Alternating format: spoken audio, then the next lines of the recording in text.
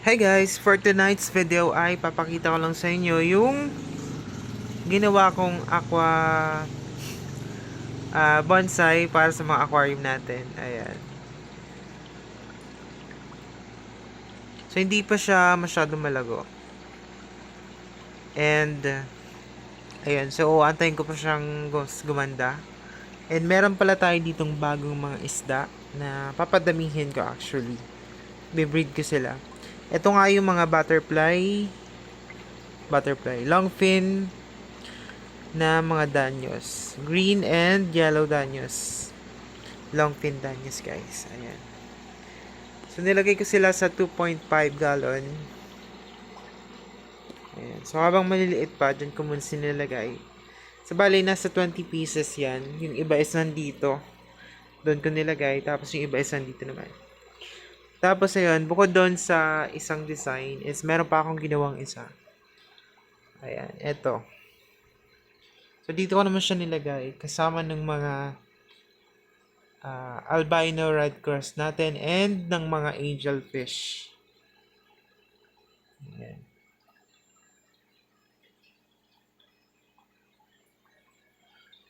Ayan. And again, madami pa tayo ditong available na isda. Ayan. So, pasyal lang kayo dito sa amin sa Barangay Manggalang Bantilan, Sariaya, Quezon.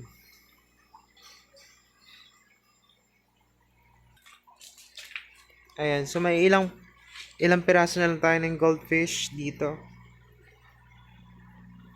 Ayan. So, madami na rin nabawas dito guys na nabenta. And nabenta ko na nga, sold out na yung goldfish ko na black and gold and white and gold na oranda na tig 150 pesos yung isa. Tapos ayun, sobrang laki na nga pala ng pack of fish ko dito na monster fish. Ayan. Sinama ko nga yung mga black hammerhead shark sa monster fish ko. Ayan, so 70 pesos na nga pala yung pako na isda ko dito. Ayan, sobrang healthy niyan guys. Ang pakain ko pala dyan is mga super worm. Kaya naman sobrang taba ng mga pack of fish ko. Tapos dito naman sa tank, sa isang tank ko is andito nga yung mga butterfly koi namin.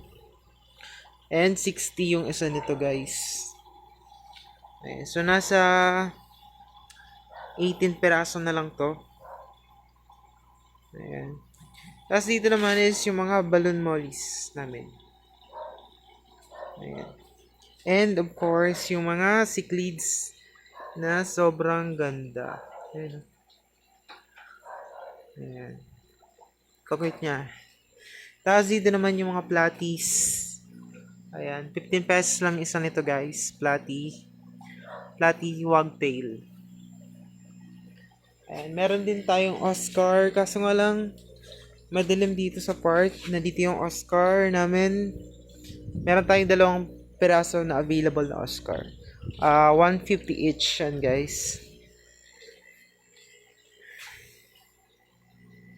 Ayan. Diba ang ganda na setup namin. Ayun lang, thank you for watching.